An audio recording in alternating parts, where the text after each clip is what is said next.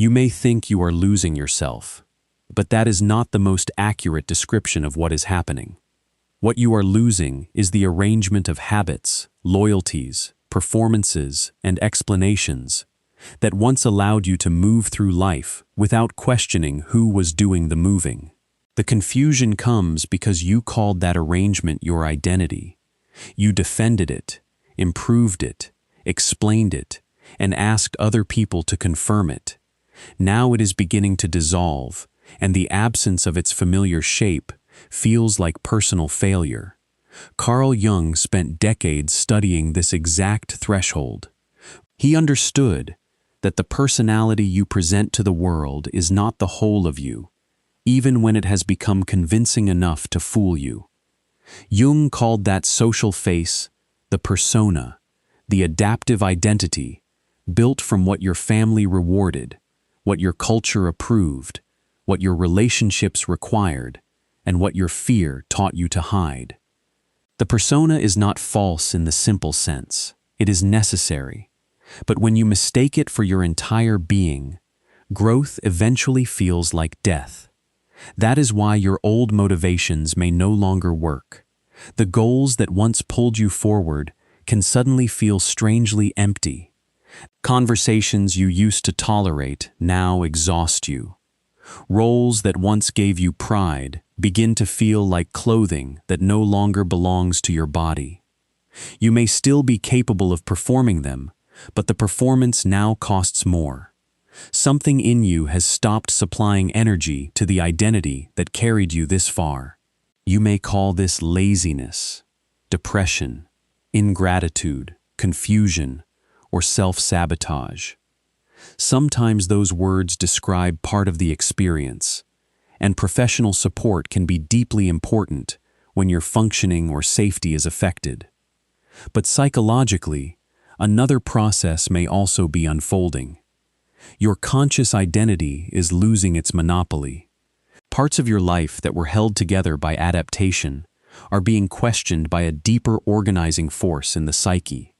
Jung called the larger movement individuation. Individuation is not becoming more special, more spiritual, or more impressive. It is the slow and often painful process of becoming less divided. It asks you to recognize what your conscious identity excluded in order to survive, belong, succeed, or remain loved. It brings the rejected parts of the personality back into relationship with the life you are actually living. This process rarely begins with clarity. It begins with friction. You notice that the answers you used to give no longer feel true. You hesitate before saying yes. You feel irritation where you once felt obedience. You begin to envy people whose lives you previously judged. You become tired in situations where you used to become agreeable. These reactions are not random. They are signals that the old identity can no longer contain the full pressure of your inner life. A man sits in his car outside his office 10 minutes after the workday has begun. His hand rests on the door handle, but he does not move. He opens his phone, closes it, then looks at his own reflection in the dark screen. Nothing dramatic has happened, yet he feels as though entering the building would require him to abandon something he can no longer name. What is at stake is not whether you can force the old self to function again. You probably can, at least for a while. The greater danger is that you succeed. You may restore productivity, rebuild the performance, silence the discomfort, and receive praise for returning to normal. Yet if the old identity is no longer aligned with the deeper movement of your psyche, every success will tighten the structure that is suffocating you.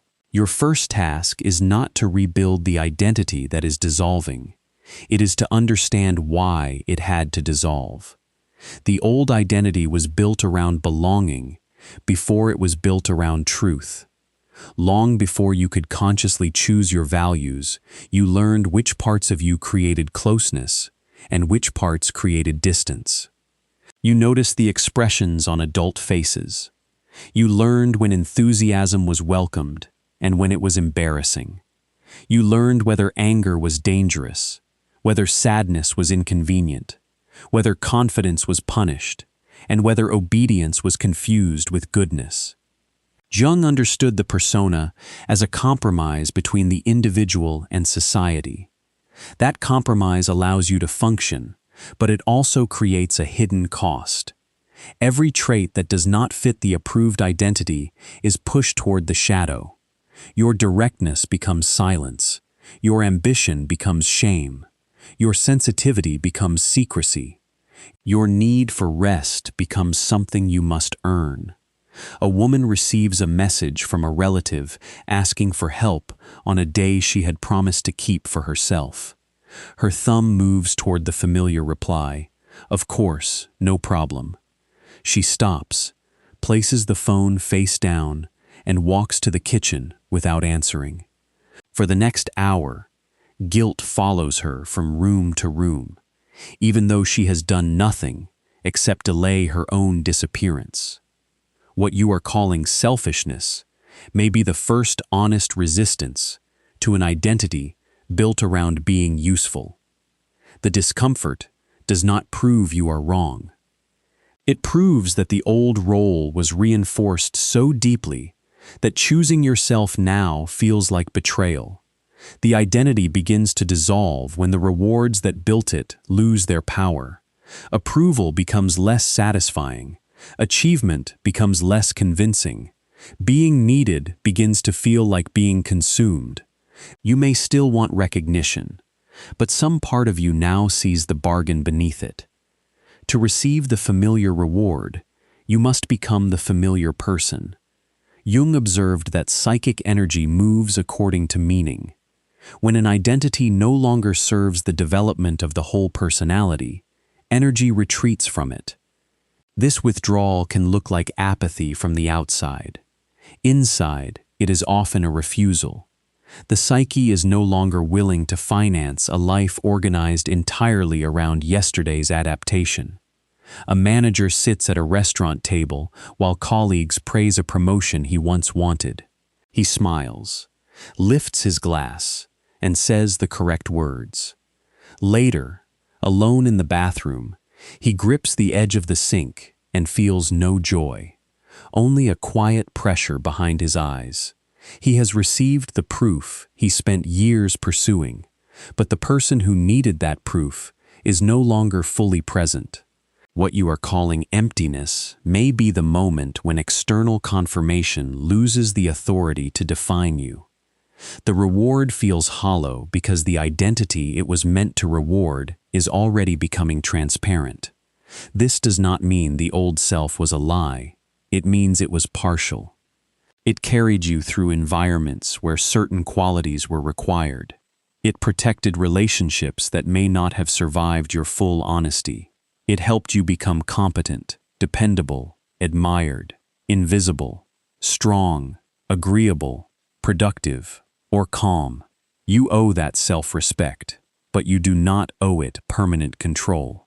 The dissolution becomes painful because you have confused consistency with integrity. You assume that being true to yourself means remaining recognizable. You believe that changing your values makes you unreliable. Changing your boundaries makes you cruel. Changing your ambitions makes you weak. And changing your relationships makes you disloyal. But integrity is not loyalty to an outdated self-description. Integrity is loyalty to what is becoming conscious. Jung wrote about the tension between the conscious attitude and the compensating movement of the unconscious. When your conscious identity becomes too narrow, the unconscious introduces what has been excluded.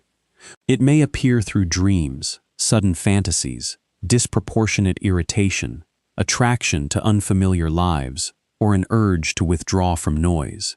These movements challenge the identity because they carry information it was designed to suppress. A father hears himself agreeing to another obligation while his chest tightens. That evening, he stands in the hallway outside his child's room and realizes he has spent years teaching responsibility without ever teaching aliveness. He turns off the light sits on the floor, and admits in a whisper that he does not know what he wants anymore. The sentence frightens him more than any failure he has faced. What you are calling instability may be the return of questions your stability was built to avoid. Not knowing what you want is painful, but it is more truthful than wanting only what kept you acceptable. As the old identity weakens, the shadow becomes harder to ignore. This is not because you are becoming darker. It is because your ability to maintain the old division is failing. Traits you condemned in others begin to reveal their connection to you. You become aware of your resentment beneath generosity, your control beneath care, your hunger beneath modesty, your fear beneath discipline, and your superiority beneath moral certainty. Jung insisted that the shadow cannot be integrated through idealism. You cannot think positively enough to escape what you have refused to recognize.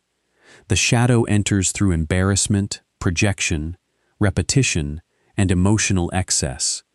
It shows you where the old identity depended on innocence.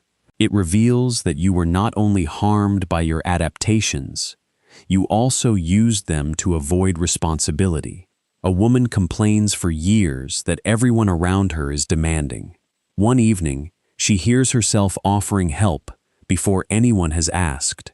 She pauses with a folded towel in her hands and recognizes the pattern. By making herself indispensable, she created the dependence she later resented.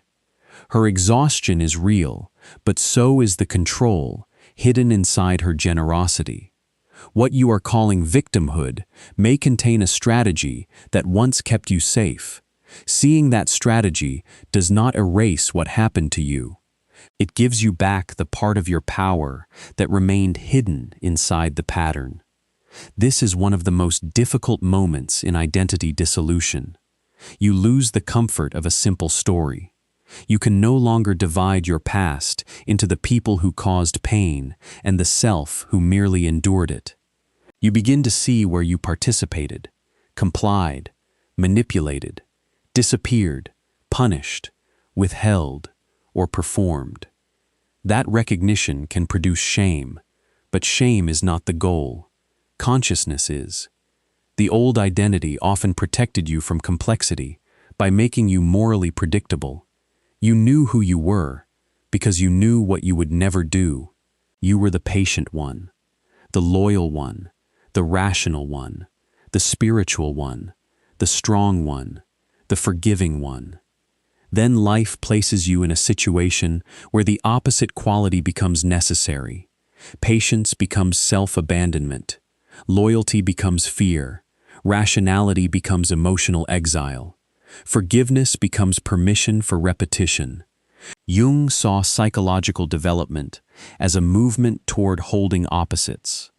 The mature personality does not eliminate contradiction. It becomes capable of containing it without collapsing into one side. You can be loving and angry. You can be compassionate and unavailable. You can honor the past and refuse to repeat it. You can feel gratitude for what a relationship gave you and still admit that it has ended psychologically. A man receives a long apology from someone who has hurt him repeatedly.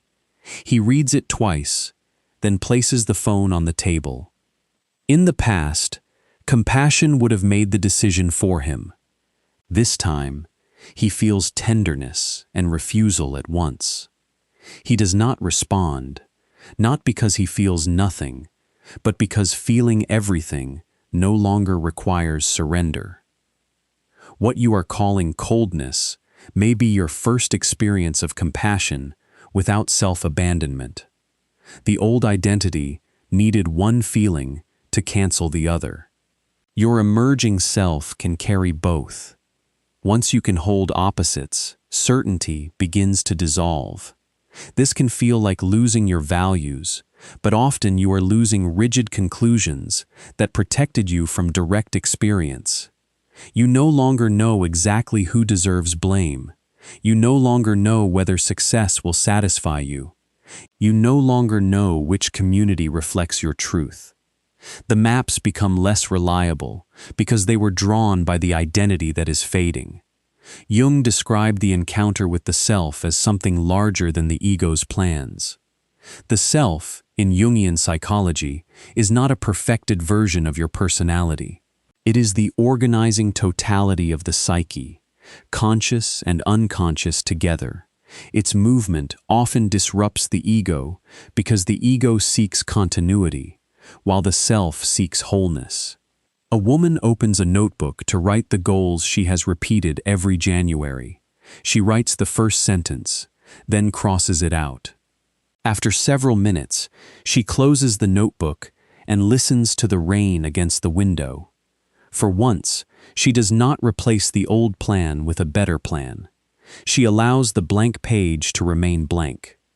What you are calling lack of direction may be the necessary pause between inherited ambition and authentic desire.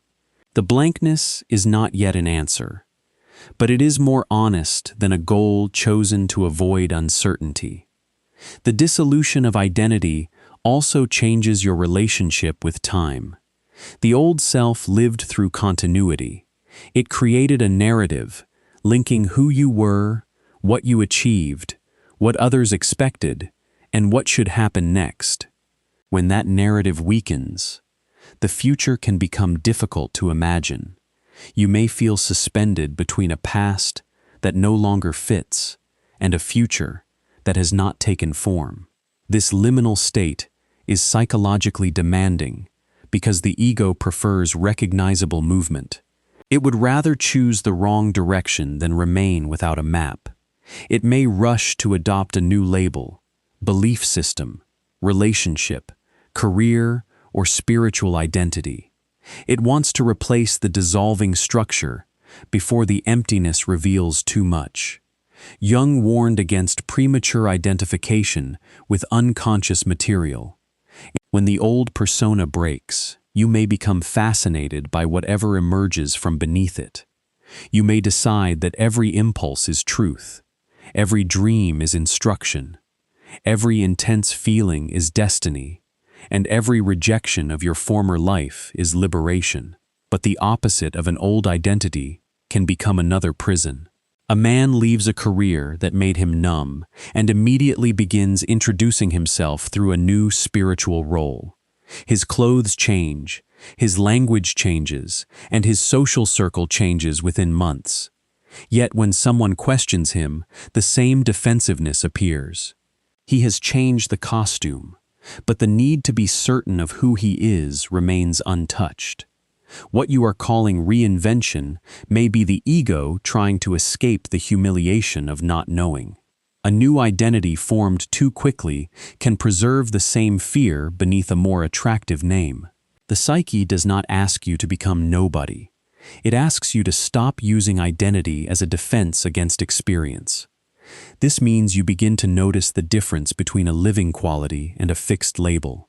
You can act courageously without needing to be a courageous person. You can create without calling yourself a creator. You can need solitude without building an identity around being misunderstood. You can change your mind without treating the change as a collapse of character. This is where the dissolution becomes quieter. You speak with less urgency about who you are. You become less interested in explaining yourself to people committed to an older version of you. You may still feel the pull to justify your changes, but you begin to see that explanation is often an attempt to keep belonging while leaving the terms of belonging unchanged.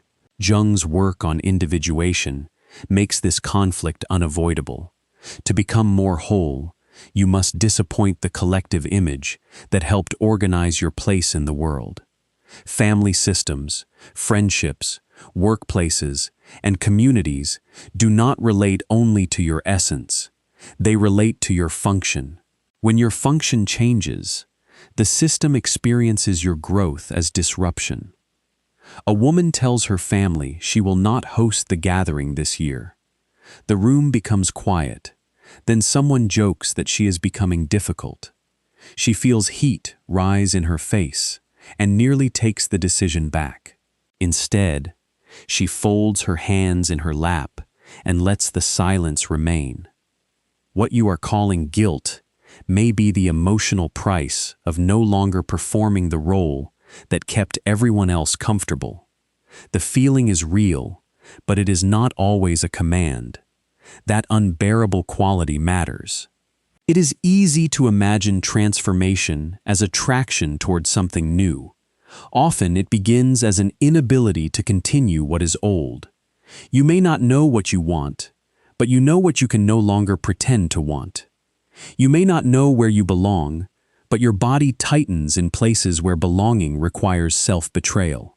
Jung paid close attention to symptoms, because symptoms reveal where conscious intention has reached its limit. A symptom is not always an enemy to defeat. Sometimes it is a message from a part of the psyche that has no other language available. Exhaustion, irritation, numbness, recurring dreams, and compulsive distraction can all carry different meanings. They should not be romanticized or interpreted without care, but neither should they be silenced before they are understood.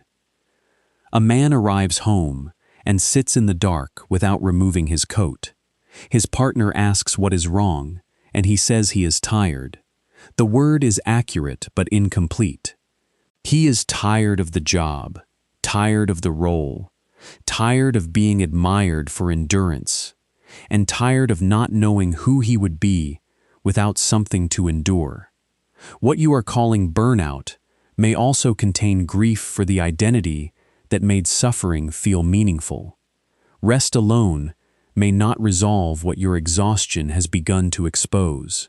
You may grieve the competent self who could always keep moving.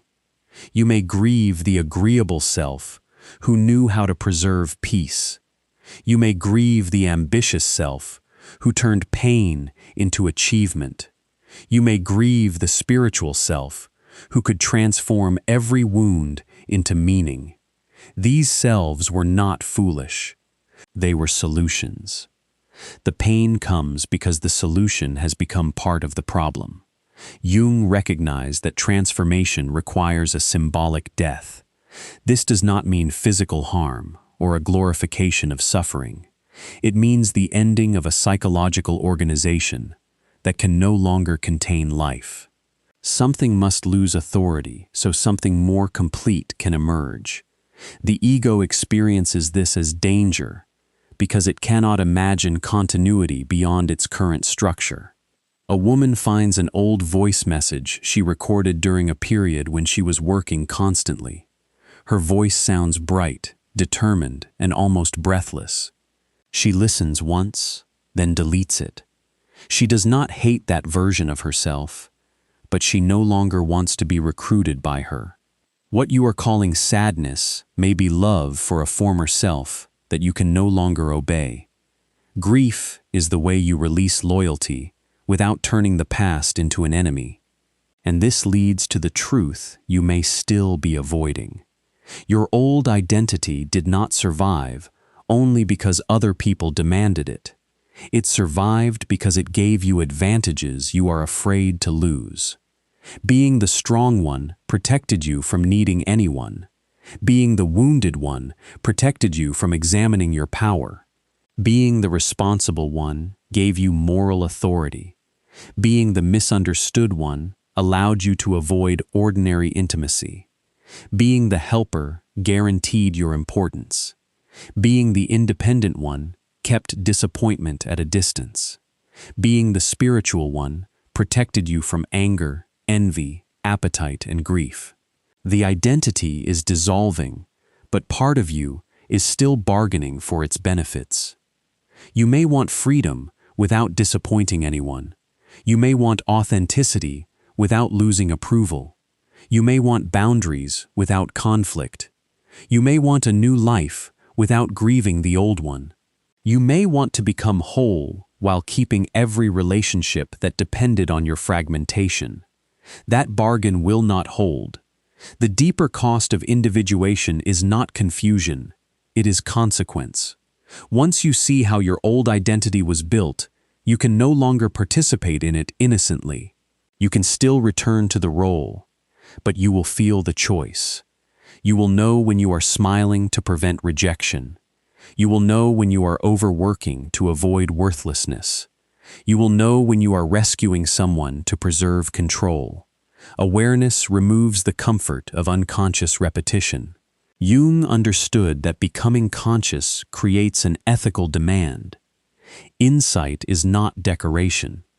Once a pattern becomes visible, you become responsible for how you relate to it. You are not responsible for having formed every defense. Many were built before you had language or power, but you become responsible for continuing to organize your life around them after you recognize their cost. This responsibility may require losses you cannot spiritualize away. Some people may prefer the version of you that asked for less. Some relationships may have been sustained by your silence. Some opportunities may depend on your willingness to betray your limits. Some communities may welcome your wounds, but reject your authority. Some people may call your integration arrogance, because your fragmentation was useful to them. You may also lose the story that you were waiting to be rescued. The dissolution of identity can expose how long you postponed your life, while hoping someone else would finally understand you correctly. You imagined that enough explanation would produce permission, enough loyalty would produce safety, enough suffering would produce recognition. But no one can authorize the self that emerges when you stop asking identity to secure belonging.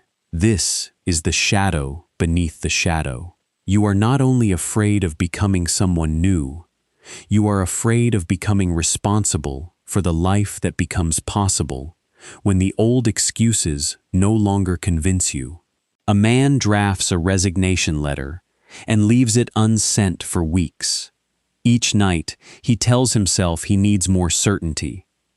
Yet beneath the practical concerns is another fear. If he leaves, he can no longer blame the job for every unlived part of himself. The locked door has also been a shelter from the open road. What you are calling caution may partly be grief for the protections hidden inside limitation. The cage was painful, but it also told you where to stand. No one can promise that the emerging life will be easier. Wholeness does not remove conflict. It makes conflict more conscious. You may have fewer excuses and more difficult choices. You may feel less certain and more alive. You may become harder to categorize, which means fewer people will know immediately what to do with you. The temptation will be to retreat into the old identity whenever the new life becomes costly. You will remember how efficient the performance was. You will miss the praise. You will miss the clear rules. You will miss the way self-abandonment could be mistaken for virtue. But the return will not feel the same. Once the identity becomes visible as an identity, it cannot fully become reality again. You can wear the old mask, but you will feel its edges against your face. You are allowed to stop forcing a name onto what is happening. You are allowed to stop proving that your confusion has a productive purpose. You are allowed to let certain ambitions go quiet without immediately replacing them. You are allowed to disappoint people who only recognize you through a role. You are allowed to feel grief for a self you no longer want to become again. You do not need to declare a new identity. You do not need to turn your dissolution into a brand, a philosophy, or a dramatic announcement. The emerging self is often protected by privacy. It grows through small acts that do not yet form a story. A delayed reply, an honest no, a room left early, a desire admitted without explanation, a morning spent without converting it into achievement. Integration begins when you stop asking every inner movement to justify itself before it is allowed to exist. This does not mean obeying every impulse. It means listening before judging. It means allowing anger to reveal a boundary, envy to reveal a neglected desire, exhaustion to reveal an expired obligation, and grief to reveal what mattered. Jung did not describe individuation as self-improvement. He described a relationship with the total psyche. That relationship requires humility, because the ego is no longer the sole authority. You remain responsible for your choices, but you stop pretending that your conscious plan contains the whole truth of your life. The old identity is not your enemy. It was a vessel. It carried you until it could carry you no further. You do not need to destroy it with contempt. You only need to stop climbing back inside every time the open space frightens you. The accusation at the beginning was that you believed you were losing yourself. Now you can see the deeper possibility. You are losing the structure that prevented more of you from becoming conscious. The fear is real because the structure had a name, a history, and witnesses. What is emerging may have none of those yet. Let the absence remain honest. You are not required to know exactly who you are while the old answer is dissolving. You are only required to notice when you are about to betray what has become clear. That is enough for now. The next identity does not need to be invented. A more whole life is already taking shape through what you can no longer pretend not to know. Your old identity is not disappearing because you failed to protect it. It is dissolving because it has completed its work, and the life beneath it now requires more room. If this resonates, subscribe to The Waking Shadow, where you explore Jung's psychology for the path of individuation.